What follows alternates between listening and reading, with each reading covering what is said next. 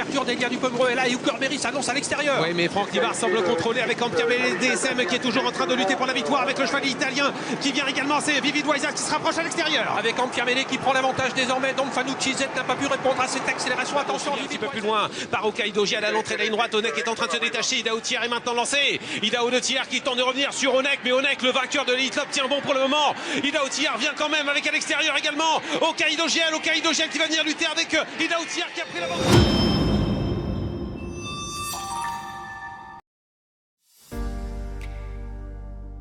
Bienvenue dans Hippique Elite, l'émission où la passion des chevaux rencontre la stratégie des paris. Aujourd'hui c'est le Prix de Bourgogne, course d'athlée et seront 17 au départ de cette course sur les 2100 mètres de la grande piste de Vincennes.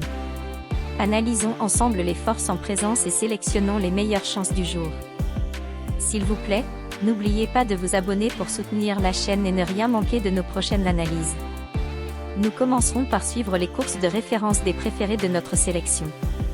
Numéro 1, Onek. C'est le champion de l'Elite Loppet 2023 en Suède. L'équivalent du Prix d'Amérique de France mais en Suède, sur un tracé de vitesse. C'est monstre de vélocité et nul doute qu'en forme, il sortira pas du podium. Regardez sa victoire de l'Elite Loppet. Allez, en sortie du deuxième tour, toujours sous l'impulsion d'Onek qui est bien placé. Derrière, il y a Onas Prince, puis le numéro 8, Stolz Show. Et puis le wagon de la deuxième épaisseur qui est maintenant téléguidé par Sound Moteur, Jérémy. Allez, Onek, sans moteur, étonnant avec côté corde Onas Prince et Gohan Boy. Ça se passe bien pour lui puisqu'étonnant va certainement dégainer dans quelques instants.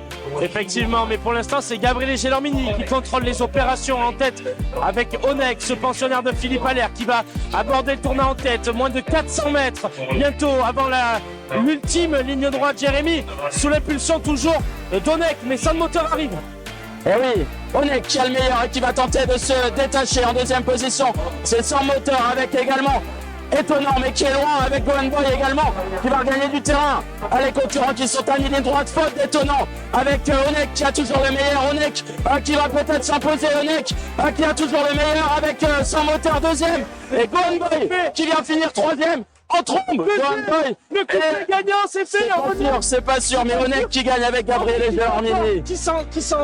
Qui gagne tout simplement avec Gabriele Gelormini. C'est fait. C'est phénoménal pour Onek et Gabriele Gelormini. Vive la France! Vive la France! Et on va voir la deuxième place. Hurrah pour Gabriele Gelormini qui s'impose avec Onek. Numéro 3, Ampiamele DSM. N'est autre que le vice-champion du Prix d'Amérique 2023. Vient d'effectuer 2 bonnes courses de rentrée pour peaufiner sa condition en vue de cet engagement après une pause de plus de 5 mois. En pleine forme et en condition ascendante, nul doute qu'il participera à l'arrivée avec un bon parcours. C'est un excellent finisseur comme plusieurs concurrents du jour. Regardons une de ses plus belles prestations d'avant-rentrée, référente directe à ce genre d'épreuve UP. Il portait le numéro 5. 10 Beats avec Jean-Michel Bazir et dans le dos de Beats, le numéro 3 Hooker, le dernier vainqueur du Prix d'Amérique. Il a fallu contourner Coxtag qui est complètement battu et maintenant Hip Hop au Fort est en train de mettre de la pression sur les premiers alors qu'au centre Franck Livard semble contrôler avec Ampiamele DSM tout près toujours du numéro 1 Don Fanucci Z qui est en tête à la corde avec Elia Dupomereux qui est bien placé. Beats se rapproche dans le dos de Christian Bijon et Hooker commence à être sollicité. Il est en 7-8e position à l'extérieur dans son dos Orsi Dream. Et on est désormais à moins de 500 mètres de l'arrivée. Don Fanucci Z qui tient toujours bon. Ampiamele qui semble facile. Hip Hop au Fort qui joue crânement sa chance. Il est en 3e épaisseur alors que Beats attend. Vivid Waisas également qui attend l'ouverture d'Elia Dupomereux est là et Hooker s'annonce à l'extérieur. Oui, mais Franck Livard semble contrôler avec Ampiamele DSM qui est toujours en train de lutter pour la victoire avec le chevalier italien qui vient également. C'est Vivid Waisas qui se rapproche à l'extérieur. Avec Ampiamele qui prend l'avantage désormais. Donc Fanucci Z n'a pas pu répondre à cette accélération. Attention, Vivid Waisas qui est lancé maintenant par Mathieu Abriver. Est-ce qu'il va réaliser le doublé? Pour l'instant Ampiamele tient bon, mais Vivid Waisas est très bon courageux, vient sérieusement inquiéter Ampiamele. Mais c'est Ampiamele qui s'impose après sa formidable ligne droite du Prix d'Amérique. Elle concrétise dans ce prix de... Numéro 12, Orsi Dream. Orsi Dream est un surdoué depuis 3 ans.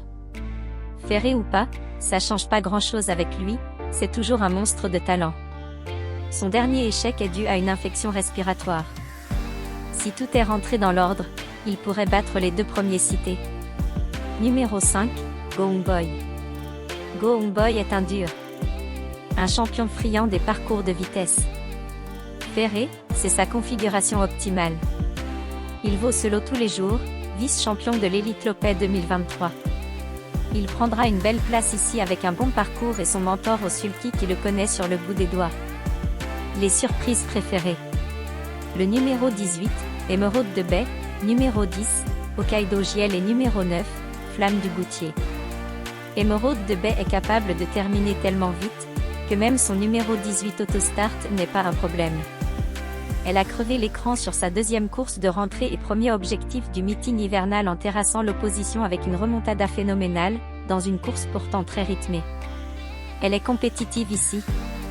Hokkaido JL est le chouchou de notre sélection. Excellent finisseur sur plus long ou plus court, tombeur d'Honeck est rentré victorieuse après plus de 4 mois d'absence, dans laquelle il a été distancé pour avoir envoyé dans le décor un autre adversaire.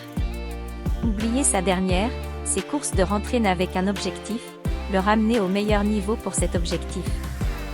Regardons ensemble une course dans laquelle il dominait le favori du jour avant d'aller en repos. Il portait le 5.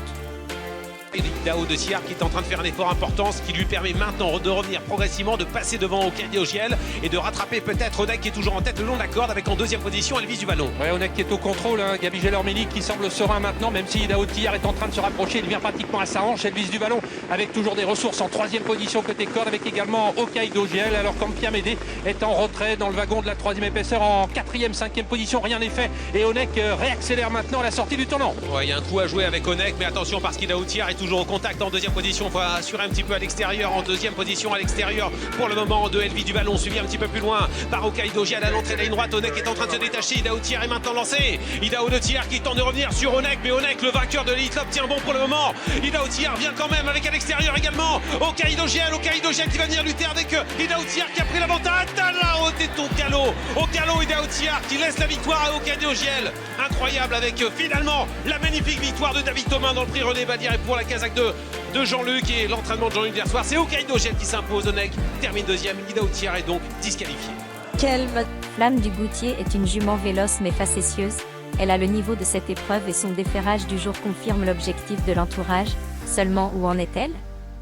Si elle est en forme, elle pourrait obtenir une 4e ou 5e place. L'écurie qui l'engage est redoutable. C'est un des bons X de cette course. Les tuyaux du jour. Numéro 6, Aymari. Aymari, qui a déjà devancé des chevaux en vue ici du côté de Suède, devrait être pris au sérieux sur sa candidature. Les 4 chevaux cités en tête dans cette sélection devraient mériter une attention particulière dans vos choix. Puis pour le reste, ce sera selon vos impressions. C'est une bonne course mais ouverte pour les petites places.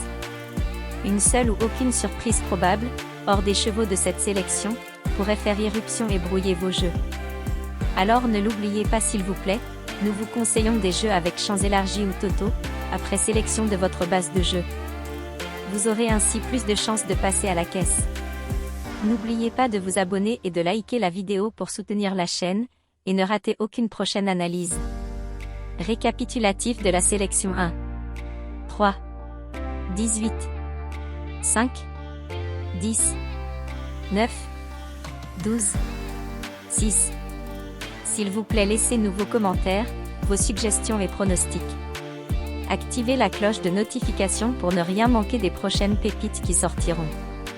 Cela ne vous coûte que quelques secondes et récompense nos heures de décryptage de course pour vous. Nous espérons que chaque pronostic, chaque analyse, a ajouté une dose de passion à votre expérience hippique. Voilà qui clôture notre émission. Merci d'avoir regardé jusqu'à la fin. Bonne chance et à la prochaine. Désormais à moins de 500 mètres de l'arrivée, donc Fanucci Jet qui tient toujours bon, Piamédé qui semble facile, Hippopofort qui joue crânement sa chance, il est en troisième épaisseur, alors que Beat s'attend, Vivid Waisas également qui attend l'ouverture des liens du Pomereux, et là Hookerberry s'annonce à l'extérieur. Oui, mais Franck Nivard semble contrôler avec Ampiamédé DSM qui est toujours en train de lutter pour la victoire avec le cheval italien qui vient également, c'est Vivid Waisas qui se rapproche à l'extérieur. Avec Ampiamédé qui prend l'avantage désormais, donc Fanucci Jet n'a pas pu répondre à cette accélération, attention Vivid Waisas qui est lancé maintenant par Mathieu Abriver, est-ce qu'il va réaliser le doublé pour l'instant? Ampiamédé tient bon, mais Vivid Waisas extrêmement courageux. courageux qui a sérieusement inquiété Ampiamédé. Mais c'est Ampiamédé qui s'impose après sa formidable ligne droite du Prix d'Amérique. Et Onek réaccélère maintenant à la sortie du tournant. Ouais, il y a un coup à jouer avec Onek, mais attention parce qu'il a Outiar est toujours au contact en deuxième position. Il faut assurer un petit peu à l'extérieur, en deuxième position à l'extérieur. Pour le moment, de Elvi du Vallon, suivi un petit peu plus loin par Hokkaido Giel à l'entrée de la ligne droite. Onek est en train de se détacher. Ida Outiar est maintenant lancé. Ida Outiar qui tente de revenir sur Onek, mais Onek, le vainqueur de l'Elite Club, tient bon pour le moment. Ida Outiar vient quand même avec à l'extérieur également Hokkaido Giel qui va venir lutter avec Ida Outiar qui a pris l'avantage. Là, au galop, Ida Outiar qui laisse la victoire à Hokkaido Giel. Incroyable avec finalement la magnifique victoire de David Thomin dans le prix René Badière et pour la casaque de Jean-Luc et l'entraînement de Jean-Luc d'hier soir. C'est Hokkaido Giel qui s'impose.